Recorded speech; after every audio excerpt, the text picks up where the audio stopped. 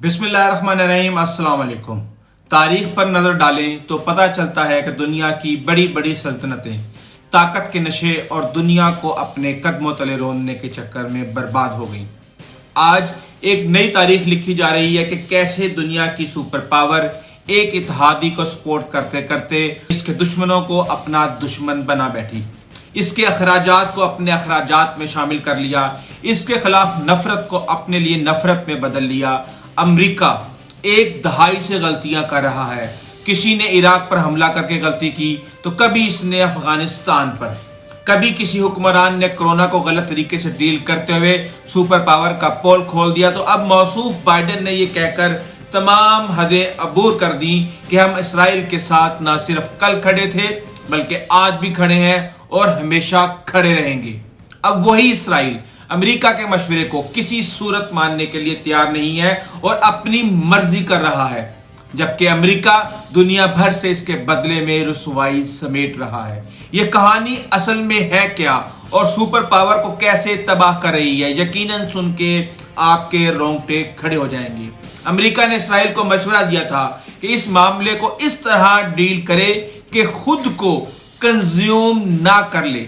White house के हुकाम ने इंकशाफ किया है कि वो गजा की पट्टी पर हमला करने के इस्राएली मंसूबे से गहरी तशवीश में मुब्तला है।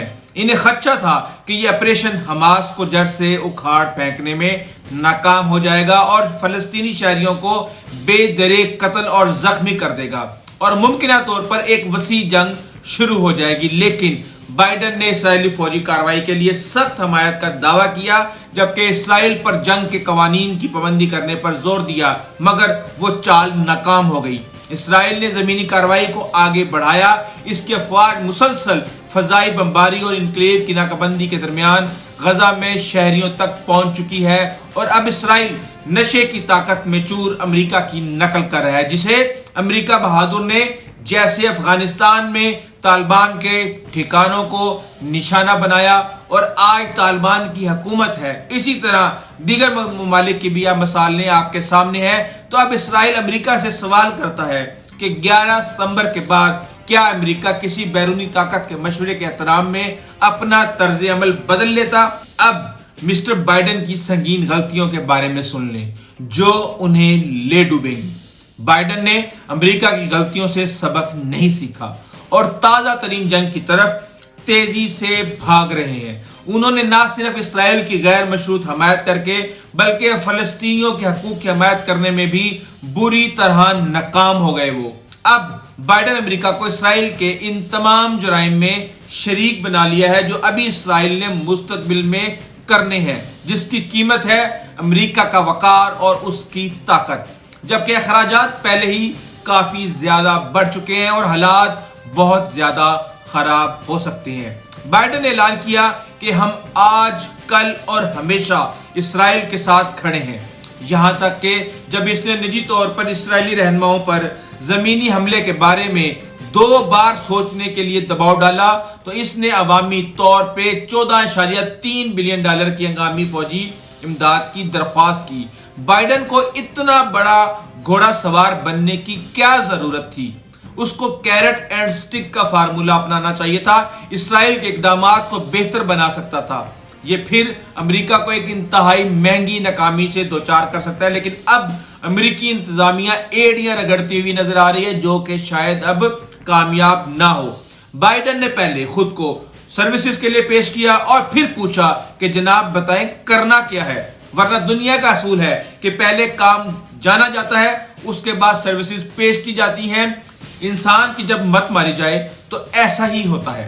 अब अमेरिका अपने आप को इसराइल की सरबराही में एक ऐसी जंग में धकेल चुका है जिसका ना ये पता कि कब खत्म होगी, ना इसको ये पता कि इसकी क्या कीमत चुकाना होगी और ना अमेरिका को ये पता कि इसकी क्या कीमत वो आगे जाके मुस्तकबिल में चुकाएगा। यही काम ओबामा ने इराक की जंग शुरू करते हुए किया और यही काम अफगानिस्तान में शुरू किया गया और अब इसराइल इसे इसी स्टेज पे दोबारा खींच लाया है। अमेरिका इसराइल को मुसलसल मिलिट्री ऑपरेशन पर नाराजगी का इजहार कर रहा है, वेस्ट बैंक पर तशद्दुद को नापसंदीदगी की नजर से देख रहा है, लेकिन वो मकासद इस वक्त तक حاصل نہیں کر سکتا جب تک وہ اسرائیلی مدد پر اگر اور مگر کی شرائط لاگو نہیں کرتا۔ بائیڈن فلسطین کے طویل مدتی حل کی نشاندہی کرنے میں بھی بری طرح ناکام ہو گیا ہے، کیونکہ انہوں نے اس واضح حقیقت کو پس پشت ڈال دیا کہ فلسطینی سرزمین پر اسرائیلی قبضہ تنازع کی بنیاد ہے۔ بائیڈن نے بنیادی طور پر فلسطینیوں کو یا تو برے دہشت گرد یا معصوم شہریوں کے طور پر بیان کیا جو انسانی حقوق کے تحفظ کے مستحق ہیں، لیکن فلسطینی سب سے اہم سیاسی ایجنٹ ہیں جو خود ارادیت چاہتے ہیں اور نظر انداز کیے جانے سے انکار کرتے ہیں۔ مسٹر بائیڈن کی منحرف نظریاتی زبان terrorist will not one freedom will one, یعنی کہ دہشت گرد جیت نہیں پائیں گے، آزادی کی جیت ہوگی، اس بات کو نظر انداز کرتی ہے کہ فلسطینی دہشت گردی اور اسرائیلی قبضے ناانصافیوں کی تقویت دے رہے ہیں۔ یہ دونوں امن کی راہ میں حائل ہیں۔ شاید مسٹر بائیڈن کے بیر حق سے انہیں دو ریاستی حل کے حصول کے لیے سیاسی کور ملے گا، جس کی آخری کوشش اوباما انتظامیہ میں امریکی سفارتکاروں نے کی تھی۔ مسٹر بائیڈن نے حال ہی میں کہا تھا کہ پیچھے جانے کی ضرورت نہیں ہے جنگ سے پہلے کے جمود پر۔ امریکی وزیر خارجہ انٹونی بلنکن نے فلسطینی اتھارٹی سے مطالبہ کیا ہے کہ وہ مغربی کنارے کے کچھ حصوں کا نظم و نسق کرتی ہے اسرائیلی فوج کے انخلا کے بعد غزہ پر حکومت کرے۔ اس سے اندازہ ہوتا ہے کہ فلسطینی اتھارٹی کی جانب سے جو قیمت مانگی جائے گی اس کی ادائیگی کے بجائے اسرائیل جلد ہی انخلا کرے گا اور فلسطینی ریاست کی جانب سنجیدہ پیش رفت کامیابی کے کسی بھی امکان کے لیے امریکہ کو فوجی امداد اور سیاسی حمایت کم کرنے کی اسرائیل کو دھمکی دینا ہوگی اور اسی کے مطابق عمل کرنا ہوگا۔ بصورت دیگر اسرائیل یہ نتیجہ اخذ کرے گا کہ امریکی مطالبات صرف باتیں ہی ہیں۔ لیکن بائیڈن پر بھروسہ نہیں کیا جا سکتا اگر وہ شروع سے ہی اسرائیلی طرز عمل پر شرائط عائد کرنے کے لیے تیار نہیں ہے، جبکہ یہ سب سے زیادہ ضروری تھا، تو اس بات کے امکان بالکل بھی نہیں ہے کہ وہ اسرائیل کے ساتھ مستقبل میں کسی خلاف ورزی کا خطرہ مول لے سکتے ہیں، کیونکہ یہ معاملہ امریکہ میں اگلے صدارتی انتخابات جیتنے کے لیے انتہائی اہم ہے۔ لیکن اس کو یہ کرنا ہوگا کیونکہ اس کے علاوہ امریکہ کے پاس کوئی اور راستہ نہیں ہے۔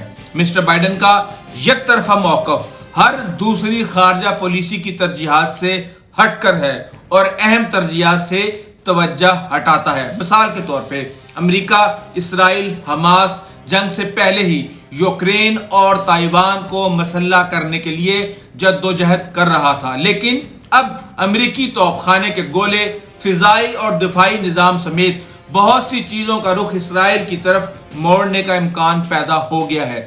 اگر تنازع علاقائی جنگ میں پھیل گیا تو تجارتی نقصانات مزید تیز ہو جائیں گے، یہاں تک کہ امریکہ کو براہ راست بھی اس جنگ میں کھینچا جا سکتا ہے، اور یہ خطرہ عراق اور شام میں امریکی اڈوں پر بڑھتے ہوئے حملوں سے ظاہر ہوتا ہے۔ لیکن روس اور چین کا مقابلہ کرنے کے لیے امریکہ دنیا بھر کے ممالک سے اپنے تعلقات بڑھانے کی کوشش کر رہا ہے، جبکہ اسرائیل کے معاملے میں یہ بالکل بے بنیاد اور بے اصول کھڑا ہے، جو کہ اس کی خارجہ پالیسی کے بالکل خلاف ہے، کیونکہ اس نے فلسطینی سرزمین پر قبضہ کر رکھا ہے اور غزہ میں خوراک، پانی اور بجلی بند کر دی ہے۔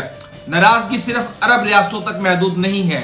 اقوام متحدہ کی جنرل اسمبلی میں 120 ممالک نے انسانی بنیادوں پر جنگ بندی کے مطالبے کی قرارداد کی حمایت کی ہے، اور ووٹنگ نمبر میں امریکہ اور اسرائیل کے ساتھ صرف 12 ممالک شامل ہوئے۔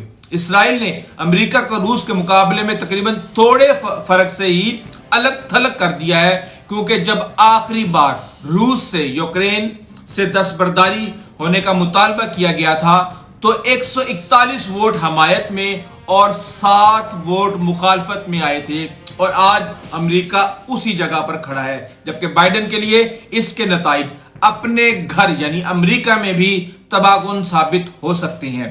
گھر میں بھی اس کے نتائج اتنے خوفناک ہوں گے کیونکہ نوجوان رائے دہندگان اور عرب اور مسلم امریکی 2020 میں مسٹر بائیڈن کی انتخابی کامیابی کے لیے کلیدی حلقے اس کی جنگ سے نمٹنے کی حکمت عملی سے انتہائی پریشان ہیں۔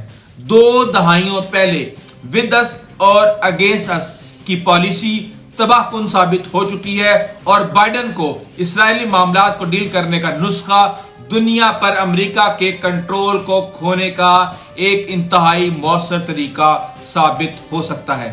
Keep watching our videos. Until the next video, Allah Hafiz.